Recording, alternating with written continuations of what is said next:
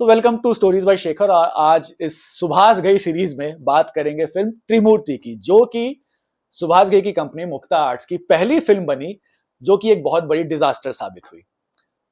मैं एक्चुअली इस वीडियो पे बात नहीं करना चाहता था इस फिल्म पे, लेकिन बहुत सारे लोगों ने कमेंट में बोला कि आप एक त्रिमूर्ति पे भी वीडियो बनाइए और बताइए कि आखिर उस फिल्म के साथ क्या प्रॉब्लम थी कि सुभाष घई की कंपनी के होने के बावजूद ये फिल्म इतनी बड़ी डिजास्टर साबित हुई। देखिए, एक तो सबसे जो बेसिक रीजन है वो ये है कि ये फिल्म खराब थी और इसमें कोई डाउट नहीं है।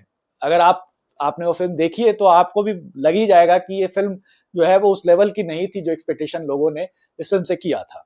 बहुत सारे प्रॉब्लम्स थे इसके, एक्टिंग खराब थी, कहानी खराब थी, म्यूजिक खराब था, सब कुछ खराब था। तो बिहाइंड द सीन क्या हुआ, क्या पक रहा था, क्या खिचड़ी पक रही थी इस फिल्म के बनने के पीछे, जो कि ये सारे प्रॉब्लम्स हुए। शुरुआत से शुरू करते हैं। एक्चुअली क्या था कि खलनायक जो फिल्म थी जिसका वीडियो मैंने पिछले एपिसोड में बनाया था, तो खलनायक बहुत बड़ी हिट हो गई थी और उसके बाद सुभाष घई ने सोचा कि इनकी जो कंपनी है मुक्ता आर्ट्स, उसे एक्सपैंड किया जाए और नए नए डायरेक्टर्स को भी चांस दिया जाए जो कि इस कंपनी में आकर के फिल्म बनाए। जैसे आपने देखा होगा, धर्मा प्रोडक्शन हो या यश राज फिल्म्स हो, ये सारे जो हैं, ये आदित्य चोपड़ा इसके अभी तो मालिक हैं, लेकिन बहुत सारे अलग अलग डायरेक्टर्स भी इस कंपनी के लिए काम करते हैं। जैसे कबीर खान हो गए, शमित अमीन हो गए, और धर्मा प्रोडक्शन के साथ भी ऐसा है, बहुत सारे दूसरे दूसरे डायरेक्टर जो है, सिद्धार्थ, वो सब इस फिल्म इन प्रोडक्शन हाउस के लिए काम करते हैं। तो यही आइडिया सुभाष घई का था कि मैं नए डायरेक्टर्स को चांस दूं जो कि मुक्ता आर्ट्स के लिए फिल्में बनाए। अब उस वक्त क्या था, मुकुल आनंद बहुत उस वक्त राइजिंग डायरेक्टर थे और उन्होंने 3 फिल्में बनाई थी, अग्निपथ, हम और खुदा गवाह। अग्निपथ तो फ्लॉप हो गई थी, लेकिन खुदा गवाह और हम जो है वो अच्छी खासी हिट थी। तो सुभाष घई ने सोचा कि एक अच्छा कोलैबोरेशन हो जाएगा कि मुकुल आनंद जैसे डायरेक्टर हमारी कंपनी के लिए फिल्म बनाएंगे। मुकुल आनंद ने भी कहा कि मैं बहुत खुश होऊंगा अगर मुझे आपके साथ काम करने का मौका मिले, अगर आपने कोई अगर कहानी लिखी है तो अगर मैं उसे डायरेक्ट करूं तो मुझे खुशी होगी। ठीक है, तो इस तरीके से कोलैबोरेशन हो गया। मुकुल आनंद चाहते थे कि मैं वो फिल्म डायरेक्ट करूं जिसकी कहानी सुभाष घई लिखे। सुभाष घई ने कहा कि हमारी कंपनी में बहुत अच्छे अच्छे राइटर्स हैं, अनीस बाजमी है, सचिन भौमिक है, तो ये सारे लोग जो हैं वो आपकी स्टोरी पे काम करेंगे। ठीक है, तो फिर कहानी लिखी गई, सबने मिलकर लिखी। हालांकि राइटर का नाम समराजदान है, उनको क्रेडिट दिया जाता है इस फिल्म के कहानी के लिए, लेकिन सबने, बहुत सारे लोगों ने इस फिल्म की कहानी पे काम किया था। और फिर ये कहानी लिखी गई 3 भाइयों की, जो कि अपनी माँ के साथ हुए जुल्म का बदला लेते हैं। अब कहानी में कुछ भी नयापन तो नहीं है अगर आप देखो तो, क्योंकि इस प्लॉट पे पहले ही इतनी सारी फिल्में बन चुकी हैं। और सुभाष घई ने भी एक फिल्म बना रखी है, राम लखन, जो कि 2 भाइयों की कहानी थी, जो कि अपनी माँ के साथ हुए जुल्म का बदला लेते हैं। तो पहले तो कहानी का प्लॉट ही बहुत घिसा पिटा था, लेकिन सुभाष घई का कहना है कि जब ये कहानी लिखी गई और मुकुल आनंद को सुनाई गई तो सबने तारीफ की। मुकुल आनंद काफी खुश थे इस कहानी से और उनके असिस्टेंट जितने भी थे वो लोग भी इस कहानी से काफी खुश थे।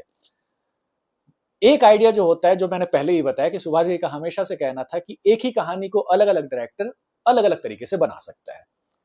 जैसे जो जो हमेशा एग्जाम्पल दिया जाता है कि गंगा जमुना या मदर इंडिया वही है जो आगे चल के दीवार बनती है, बस उसका सेटअप अलग हो जाता है। उसी तरह से राम लखन भी वही है जो पहले कहानी बन चुकी है। तो सुभाष घई को बोला कि हो सकता है चलो इसी कहानी को मुकुल आनंद एक अलग तरीके से प्रेजेंट करें। कहानी में तो नयापन था नहीं, लेकिन फिर भी चांस लिया गया और मुकुल आनंद ने भी इसे एज ए चैलेंज लिया कि भाई मुझे इस कहानी को ऐसे प्रेजेंट करना है लोगों के सामने कि ये मुक्ता आर्ट की one of the biggest hit बने। तो अब ये तो डिसाइड हो गया कि चलिए इसी कहानी पे फिल्म बनेगी, तो 3 भाई जो हैं उनको लिया जाए। अब 3 भाई कौन होंगे, तो पहले डिसाइड हुआ कि जैकी श्रॉफ, संजय दत्त और शाहरुख खान को लिया जा रहा था।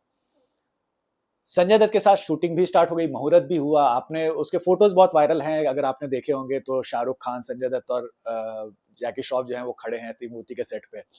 तो फिल्म की शूटिंग भी स्टार्ट हुई थी, लेकिन उसी समय क्या हुआ था कि जैसा मैंने पिछले वीडियो में बताया था, संजय दत्त अरेस्ट हो गए थे टाटा केस में, बॉम्ब ब्लास्ट के बाद, और बेल उन्हें मिला था तब जाकर के उन्होंने खलनायक फिल्म कंप्लीट किया था। और उसके बाद ये त्रिमूर्ति साइन हो गई और उन्होंने शूटिंग स्टार्ट ही की थी कि फिर से उनकी एक दिन कोर्ट में हियरिंग थी। संजय दत्त जिस दिन कोर्ट में हियरिंग के लिए पहुंचे, लेकिन कोर्ट ने उनको जेल भेज दिया। अब जेल भेज दिया तो शूटिंग डिले हो गई। पहले इस त्रिमूर्ति का टोटल शूटिंग जो दिन था वो 80 डेज में इन लोगों ने कंप्लीट करना था, लेकिन त्रिमूर्ति बनने में करीब 200 से ज्यादा ऊपर के दिन लग गए। पहला रीजन यही था कि संजय दत्त चले गए तो शूटिंग डिले हो गई।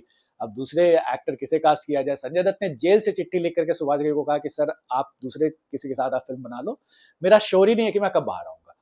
तो सुभाष घई ने फिर बहुत सोचा कि किसे लिया जाए। उस वक्त आदित्य पंचोली को पहले सुभाष घई कास्ट करना चाहते थे और बात भी हुई थी शायद, लेकिन फिर सुभाष घई के ही असिस्टेंट जितने भी लोग थे, फ्रेंड्स थे, उन्होंने बोला कि आप अनिल कपूर को ही लो, क्योंकि अनिल कपूर आपके मतलब ट्रस्टेड सिपाही हैं भाई, मेरी जंग में काम किया है, कर्मा में काम किया है, प्राण लखन में काम किया और सारी फिल्में हिट थी, तो आप उन्हीं को ले लो, क्यों आप किसी और के साथ जाओगे। और जैकी श्रॉफ और अनिल कपूर की जोड़ी वैसे भी हिट है। तो अनिल कपूर ऑन बोर्ड हो गए। अनिल कपूर जब ऑन बोर्ड हुए तो उसके बाद एक बड़ा मजेदार किस्सा हुआ। अनिल कपूर से आदित्य पंचोली को प्रॉब्लम थी, तो क्योंकि ये पहली बार नहीं हुआ था कि जब किसी फिल्म से आदित्य पंचोली को हटा के अनिल कपूर को लिया गया था। तेजाब जब बन रही थी तो पहले उस फिल्म में हीरो आदित्य पंचोली ही होने वाले थे, लेकिन बोनी कपूर के कहने पे उस फिल्म में अनिल कपूर को लिया गया था। तो अंदर से खुन्नक जिसको कहते हैं वो था आदित्य पंचोली को। तो अनिल कपूर जब इस फिल्म का हिस्सा हो गए तो उसके बाद क्या हुआ कि अनिल कपूर को बहुत सारे थ्रेटनिंग कॉल्स आने लगे, जान से मारने की धमकी। तो अनिल कपूर ने इस बात को पुलिस में कंप्लेन की, पुलिस ने इन्वेस्टिगेशन किया। तो इन्वेस्टिगेशन करने के बाद पता चला कि एक पर्टिकुलर होटल है बॉम्बे का, वहां से ये फोन्स जा रहे हैं अनिल कपूर को। पुलिस पहुंची होटल में तो पता चला कि उस होटल के रूम में आदित्य पंचोली ये काम करवा रहे थे। वो रूम जो उन्हीं के नाम पे बुक था और वही फोन करवा रहे थे किसी गुंडे उंडे से, अनिल कपूर को धमकी दे रहे थे। अनिल कपूर ने सोचा कि इसको लेकर के मैं आगे बढ़ूं और इनके अगेंस्ट और भी चार्जेस वगैरह लगाऊं, लेकिन फिर आदित्य पंचोली ने शायद एक्सेप्ट कर लिया कि हाँ मैंने इसलिए किया था क्योंकि मैं डिसअपॉइंटेड था कि सुभाष घई ने तुमको ले लिया और मुझे नहीं लिया। लेकिन फिर इस बात को फिर अनिल कपूर ने आगे नहीं बढ़ाया। इधर इस बात से डिसअपॉइंटेड थे आदित्य पंचोली की उनको फिल्म से निकाल दिया गया, लेकिन उधर सुभाष घई डिसअपॉइंट हो गए थे जब फिल्म के रशेज उन्होंने पहले देखे। सुभाष घई जब अपनी कंपनी स्टार्ट की थी, उसके कंपनी के स्टार्ट होने का रीजन ही ये था कि वो दूसरे कंपनी के लिए जब वो फिल्में डायरेक्ट करते थे तो प्रोड्यूसर का इंटरफेरेंस बहुत होता था। तो सुभाष घई ने सोचा था कि मैं अपनी फिल्म के लिए जब किसी नए डायरेक्टर को चांस दूंगा तो मैं उसके काम में इंटरफेयर नहीं करूंगा, और इसीलिए उन्होंने मुकुल आनंद को फ्री हैंड दे दिया था। लेकिन जब पहले रशेस देखे सुभाष घई ने तो उनको लगा कि ये कहानी जैसे डिसाइड हुई थी बनने की, और जो स्क्रिप्ट लिखा गया था, जो स्क्रीन पे लिखा गया था, उसको फिल्म में उस तरीके से उतारा नहीं गया, और वो उसमें बहुत सारे लूपहोल्स थे, प्रॉब्लम्स थे, और टेक्निकली ब्रिलियंट फिल्म बनाने के चक्कर में स्क्रिप्ट से कहीं ना कहीं बहुत ज्यादा कॉम्प्रोमाइज हो गया है। स्क्रीन प्ले इस फिल्म की खराब हो गई है। ये सुभाष घई ने देखते ही कह दिया था और अपने लोगों से कहा भी था कि ये फिल्म फ्लॉप होने वाली है। हालांकि ये सुभाष घई का वर्जन है। अब मुकुल आनंद आज के डेट में जिंदा नहीं है कि वो इस बात को अपना स्टेटमेंट क्या दे, लेकिन ये सुभाष घई का कहना है कि वो देखते ही उन्हें लगा कि ये फिल्म फ्लॉप होने वाली है। बहुत सारे रीजंस थे। उन्होंने बताया कि बहुत सारा स्पेशल इफेक्ट यूज कर लिया था मुकुल आनंद ने। अगर क्लाइमैक्स आप देखोगे, वो जो हेलीकॉप्टर वगैरह सब सीन है, वो सारे बहुत ज्यादा स्पेशल इफेक्ट्स यूज किए हुए थे। और जब आप इस तरीके की स्पेशल इफेक्ट्स यूज करते हो तो ऑडियंस का फिर ध्यान उधर चला जाता है, कहानी पे कम हो जाता है। अगर शाहरुख खान का वो जो डांस वाला भी अगर आप वो सीक्वेंस देखोगे, बोल बोले बोल वाला, तो उसमें भी बहुत सारा शाहरुख खान का वो मेकअप अलग अलग चेंज हो रहा है, बहुत सारी चीजें हो रही है। तो बहुत सारे स्पेशल इफेक्ट्स यूज किए थे मुकुल आनंद ने इस फिल्म में, जो कि सुभाष घई को लगा कि कहीं ना कहीं ये स्क्रिप्ट को हैम्पर कर रहा है और टेक्निकल ब्रिलियंस दिखाने के चक्कर में आप कहानी पे ध्यान नहीं दे रहे हो। ये सुभाष घई का मानना था। इसके अलावा प्रॉब्लम और भी हुई। म्यूजिक जो था, आपको याद होगा, म्यूजिक भी इस फिल्म का बहुत ज्यादा ग्रेट नहीं था। दो गाने आपको याद होंगे, बोल बोले बोल तुझको क्या चाहिए और दुनिया रे दुनिया वेरी गुड वेरी गुड। इसके अलावा मुझे नहीं लगता कि आपको भी त्रिमूर्ति के कोई गाने याद भी होंगे। और ये दोनों गाने भी कोई बहुत मेमोरेबल गाने नहीं है, मस्ती वाले गाने हैं, लोग ऐसे बचपने में गा लेते हैं, अदरवाइज कोई बहुत ग्रेट गाने नहीं है। रीजन था क्योंकि उस वक्त जब ये फिल्म बन रही थी तो फिर से लक्ष्मीकांत प्यारेलाल को ही म्यूजिक कंपोजिशन के लिए दिया गया था चार्ज, लेकिन लक्ष्मीकांत और प्यारेलाल में ही खटपट चल रही थी और दोनों जो हैं वो एक दूसरे से बात भी नहीं कर रहे थे उस समय। ये एक बहुत बड़ा रीजन था और इसका जो इम्पैक्ट था वो कहीं ना कहीं इस फिल्म के म्यूजिक पे पड़ा। म्यूजिक बहुत अच्छा बन नहीं पाया। शाहरुख खान को के साथ ये पहला कोलैबोरेशन था सुभाष घई का और इस वजह से बज बहुत ज्यादा था फिल्म का। लेकिन एक और जो रीजन था कि ये इसमें शाहरुख खान ना ठीक से एक्शन ही कर पा रहे थे, ना प्रॉपर्ली रोमांस ही कर पा रहे थे, ना उनसे आप कॉमेडी ही करवा रहे हो। तो शाहरुख खान को एक तरह से आपने वेस्ट कर दिया था, क्योंकि शाहरुख खान का मार्केट उस वक्त ऐसा था, एक तो त्रिमूर्ति ऐसे टाइम पे आई थी जब डीडीएलजे का क्रेज था, 95 के फिल्म में, 1995 में डीडीएलजे भी आई थी, और लोग जो थे वो सिर्फ शाहरुख खान को देख रहे थे उस वक्त डीडीएलजे में जो उन्होंने काम किया था। कहाँ तो वो यूरोप में स्विट्जरलैंड की वादियों में हीरोइन के साथ रोमांस कर रहे थे, अब यहाँ पे वो बंदा ना ठीक से रोमांस कर पा रहा है और उसको एक फूरिश किस्म का आपने उसको दिखा दिया। तो वो चीजें भी थोड़ा वो शाहरुख खान के फैन को भी नहीं पसंद आई। शाहरुख के फैन को भी त्रिमूर्ति कभी भी उस लीग की लगती ही नहीं है जो कि शाहरुख खान की फिल्मों की जो खासियत होती है। तो ये बहुत सारे रीजंस हो गए जिसकी वजह से त्रिमूर्ति जो है वो वैसी फिल्म बन नहीं पाई। अच्छा, वो सारे एक्सपेरिमेंट जो सुभाष घई हमेशा करते थे कि मैं नए लोगों के साथ काम करूंगा, तो हीरोइंस को उन्होंने बहुत लॉन्च किया है, जैसे महिमा चौधरी हो गई, मनीषा कोइराला हो गई, माधुरी दीक्षित हो गई, मीनाक्षी सिसाद्री हो गई। तो इस बार भी इन्होंने नई लड़कियों को लिया। इनका आइडिया तो सही रहता है कि मैं नई लड़की को लूंगा, एक तो कॉस्ट इफेक्टिव ये डिसीजन होगा, और दूसरा कि इंडस्ट्री में नए नए टैलेंट्स आएंगे। लेकिन जिन टैलेंट्स को लाया भी वो टैलेंट उतने टैलेंटेड थे नहीं। अंजलि जट्ठार के साथ आपने काम किया, लेकिन वो मतलब अंजलि जट्ठार को आज भी बहुत कम ही लोग याद करते होंगे। तो वो उसमें क्योंकि वो फिल्म में ज्यादा तीनों हीरो के लिए ज्यादा रोल था, हीरोइन को अपना टैलेंट दिखाने का मौका ही नहीं मिला, और कहानी में उनके रोल दमदार भी नहीं थे। प्रिया तेंदुलकर जो थी उनको आपने रोल दिया था जो कि राम लखन में राखी ने ऑलरेडी कर रखा है, तो उस कैरेक्टर में भी ऑडियंस को कुछ नया नहीं दिखा, और कहानी फिर वही घिसी पिटी हो रही थी, तो ऑडियंस को पसंद नहीं आ रही थी। एक और चैलेंज जो था वो ये कि जब आप मल्टी स्टारर बनाते हो, बहुत बार ऐसा हुआ है कि मल्टी स्टारर जब फिल्म बनती है तो उसमें विलेन जो है वो नया रहता है, एक तरह का रेवलेशन होता है वो कि नए विलेन के साथ। जैसे शोले के साथ आप देखो तो सारे स्टार्स हैं और बीच में अमजद खान है जो कि नया एक्टर है।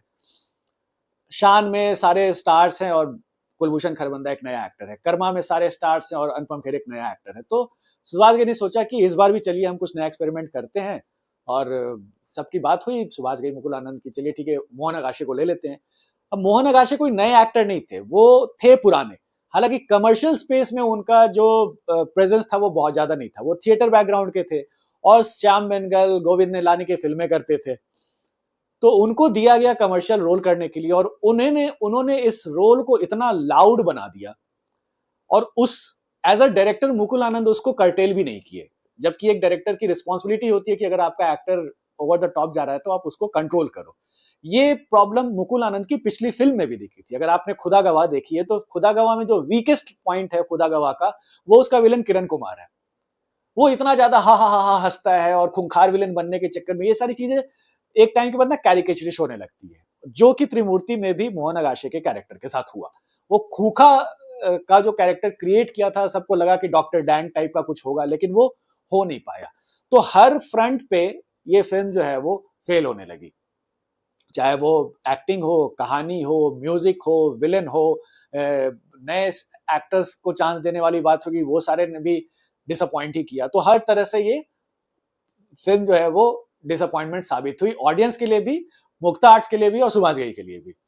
जिस दिन ये फिल्म रिलीज हुई, इसका ओपनिंग बहुत शानदार हुआ था, करोड़ों की ओपनिंग हुई थी, क्योंकि बस था ही, सुभाष घई एंड शाहरुख खान एक साथ पहली बार आ रहे हैं, तो लोग को लगा था कि भाई कुछ तो बात होगी। तो क्योंकि याद है उसका ट्रेलर भी जब आया था तो यही दोनों गाने आए थे, दुनिया रे दुनिया वेरी गुड और बोल बोले बोल, और डांस स्टेप बड़ा अच्छा था शाहरुख खान का, तो सबको लगा कि भाई ये तो फिल्म देखने ही वाली है। लेकिन अनफॉर्चुनेटली वैसा कुछ उन्हें मजा नहीं आया। जिस दिन ये जब ये फिल्म जिस दिन रिलीज हुई थी तो उस समय सुभाष घई, अनिल कपूर, जैकी श्रॉफ और शाहरुख खान को लेकर के यूएस गए थे हॉलीडे मनाने, कि इतने दिन काम किया है चलो ब्रेक लेते हैं। वहां गए और जब रिपोर्ट्स आने लगे कि फिल्म फ्लॉप हो गई, तो रात को ये लोग पब वब में थे और वहां पे सब ने पागलों की तरह हरकत करना चालू कर दिया। शाहरुख खान और अनिल कपूर चिल्ला चिल्ला के सुभाष घई को बोलने लगे, अरे इसकी फिल्म फ्लॉप हो गई, इसकी फिल्म फ्लॉप हो गई। और ये बड़ा अजीब सा उस समय सीन हो गया था। हालांकि सब मजाक कर रहे थे, लेकिन वहां के जो लोग थे वो देख के कह रहे थे कि इन सबको हुआ क्या है, ये सब इस तरह से बिहेव क्यों कर रहे हैं। लेकिन खैर वो एक होता है ना कि डायरेक्टर बाउंस बैक करता है। हालांकि इस फिल्म का एक खामियाजा और भुगतना पड़ा। एक फिल्म जब त्रिमूर्ति बन रही थी तो सुभाष घई ने एक फिल्म सोचा था शाहरुख खान के साथ, जो कि वो खुद डायरेक्ट करते सुभाष घई, और वो फिल्म उन्होंने सोचा था कि इंडो पाकिस्तान वॉर के बीच में एक लव स्टोरी को मैं क्रिएट करूं, और उन्होंने एक फिल्म का आइडिया निकाला था। फिल्म होने वाली थी शिखर, और वो कहानी कुछ ऐसी थी कि इंडिया पाकिस्तान के वॉर के बीच में एक आर्मी ऑफिसर को कश्मीर की एक लड़की से प्यार हो जाता है, लेकिन वो जो लड़की है वो कश्मीर के किसी लोकल लड़के से प्यार करती है। अब ये जो आर्मी ऑफिसर है ये जैकी श्रॉफ होने वाले थे, कश्मीरी लड़की जो थी वो नई लड़की नई हीरोइन होने वाली थी, और लड़का जो था लोकल कश्मीरी वो शाहरुख खान होने वाला था। लेकिन होता क्या है कि पाकिस्तान के लोग कुछ अटैक करते हैं और इस लड़के को किडनैप करके पाकिस्तान ले जाते हैं, और फिर चूंकि जैकी श्रॉफ इस लड़की से प्यार करता है तो इंडिया पाकिस्तान वॉर के बीच ये पाकिस्तान जाता है, उस लड़के को वापस ले करके आता है इस लड़की के लिए। तो ऐसी कुछ कहानी थी उस फिल्म की, जो कि सुभाष घई ने सोची थी त्रिमूर्ति के बाद कि मैं बनाऊंगा, और उस फिल्म के लिए इन्होंने A.R. रहमान को साइन भी कर लिया था, क्योंकि चूंकि लक्ष्मीकांत प्यारेलाल के बीच में टसल हो गया था और उसका खामियाजा त्रिमूर्ति में देख रहा था, सुभाष घई को दिख रहा था कि इस फिल्म का म्यूजिक खराब हो रहा है, तो उन्होंने सोचा कि अब मेरे पास एक ही उपाय है कि मैं नए म्यूजिक डायरेक्टर के साथ काम करूं। तो इसलिए उन्होंने A.R. रहमान को साइन भी कर लिया था। लेकिन चूंकि त्रिमूर्ति फ्लॉप हुई तो उसका मैसेज जो है ऑडियंस का बहुत स्ट्रेट फॉरवर्ड गया सुभाष घई को, कि आप कुछ नया करो, और ये एक्शन जो बार बार आप दिखा रहे हो बड़े कैनवस पे, इसके अलावा भी आप कुछ नई चीजें ट्राई करो। तो ये मैसेज जो था, ये एक तरह का इंडिकेशन जो था ऑडियंस की तरफ से सुभाष घई को, सुभाष घई ने इसे बहुत सीरियसली लिया, और इतना सीरियसली लिया कि इन्होंने उस फिल्म को सोचा कि मैं अभी बंद ही कर देता हूँ, कि ये वॉर के टाइम की मैं फिर से एक एक्शन फिल्म ऐसी बनाऊं ग्रैंड स्केल पे और लॉन्ग शॉट्स में दिखाऊं कश्मीर को, और वही पहाड़ वहाड़ दिखाऊं। तो ये लगता है फिर से अगर मैं करूंगा तो ये अभी ऑडियंस को पसंद नहीं आएगी। ऑडियंस ने स्ट्रेट अवे त्रिमूर्ति को नकार करके एक मुझे मैसेज दे दिया है। तो सुभाष घई ने उस फिल्म को बंद कर दिया। अदरवाइज एक वो फिल्म होती जिसमें कि जैकी श्रॉफ, शाहरुख खान और एक नई लड़की होती, जिसे सुभाष घई डायरेक्ट करने वाले थे। अब उस फिल्म को तो इन्होंने रोक दिया, लेकिन इन्होंने ब्रेक लिया डायरेक्शन से और फिल्म मेकिंग से, और फिर ये अमेरिका गए, और वहां पे इनके एक इंडस्ट्रियलिस्ट दोस्त थे, उनसे वो मिले, और वहां मिलने के बाद एक दिन डिनर पे बात हो रही थी, तो इनके जो इंडस्ट्रियलिस्ट फ्रेंड थे, टंडन कॉर्पोरेशन के मालिक थे कुछ, टंडन उनका नाम था, उनके साथ डिनर पे एक दिन बात हो रही थी, तो उन्होंने सुभाष घई को बोला कि देखो मैं इंडिया छोड़ के अमेरिका आ गया हूँ, मैंने इतना पैसा कमाया, लेकिन मेरे बच्चे जो हैं वो मुझसे दूर हो गए हैं, वो पूरे इंडियन रूट से बिल्कुल अलग हो चुके हैं, और मैं चाह रहा हूँ कि मैं किसी इंडियन लड़की से अपने बच्चों की शादी कराऊं, नहीं तो यहाँ की जो गोरियां जो है वो मेरे घर में आ जाऊंगी तो वो पूरा माहौल खराब हो जाएगा। तो ये पूरा उनका जो प्रॉब्लम जो सुना सुभाष घई ने अपने फ्रेंड का, तो सुभाष घई को पता नहीं कि उसी समय वो आइडिया आ गया कि चूंकि मैं अभी एक्शन फिल्म से मुझे ब्रेक लेना है, तो और मैं एक नई सब्जेक्ट की तलाश में हूँ, तो मुझे ये सब्जेक्ट ज्यादा इंटरेस्टिंग लग रहा है, कि क्योंकि उस समय बहुत सारे इंडिया से माइग्रेशन हो रहा था, ग्लोबलाइजेशन का दौर था, लोग दूसरी कंट्री में भी जाकर के जॉब वॉब कर रहे थे, तो उन्होंने सोचा कि इस आइडिया पे एक फिल्म बनाया जाए, और वो फिल्म आगे जाकर के परदेश बनी, जिसके बारे में मैं बात करूंगा डिटेल में नेक्स्ट वीडियो में। तो ये थी कहानी त्रिमूर्ति के बनने की। क्यों फ्लॉप हुई ये तो देखिए, मैंने स्टार्टिंग में बता दिया कि फिल्म की कहानी खराब थी, बाकी इसके पीछे बनने की ये स्टोरी थी, बैक स्टोरी। बहुत सारे प्रॉब्लम्स थे, जितने एक्सपेरिमेंट्स इन लोगों ने किए सारे के सारे फेल हो गए। हालांकि वही एक्सपेरिमेंट थे जो कि जिसका पॉजिटिव रिजल्ट इन्हें पिछली फिल्मों में मिला था, लेकिन वो होता है किस्मत, किसी फिल्म की किस्मत ही खराब होती है, तो वो त्रिमूर्ति के साथ यही हुआ, और वो फिल्म बुरी तरह फ्लॉप हो गई। अब आते हैं क्विज पे। पिछले वीडियो में जो मैंने डायलॉग बोला था कि हुस्न की चक्की चली एक दाना फंस गया, तुम फंसे तो क्या फंसे दिल नवाज सारा जमाना फंस गया, तो ये डायलॉग है फिल्म 1947 अर्थ का, और जितने लोगों ने जवाब दिया है बहुत सही जवाब दिया है। इसका मतलब कि आप लोग इंडियन फिल्म को बहुत ज्यादा रिलीजियसली फॉलो करते हो, तो ये देख करके मुझे काफी खुशी हुई। अब आते हैं आज के क्विज पे। आज का सवाल है, 40 साल में आप इंसान को एक ग्लास पानी नहीं दे सकते, तो आप क्या कर सकते हैं? तो ये डायलॉग बताइए कि किस फिल्म का है, कमेंट बॉक्स में बताइएगा। मिलते हैं नेक्स्ट वीडियो में, जो कि मैं बनाऊंगा परदेश के ऊपर, और बहुत जल्द अब ये सुभाष घई की सीरीज जो है वो खत्म होने वाली है, और उसके बाद फिर मैं कुछ नई सीरीज स्टार्ट करूंगा। बहुत सारे लोगों ने बोला भी है कि सर सुभाष घई के अलावा भी कुछ नई कहानी बताइए, तो बस अब ये सीरीज खत्म होने वाली है, 1-2 कहानियां बची है, उसके बाद फिर मैं दूसरी फिल्मों की बात करूंगा। Thanks for watching.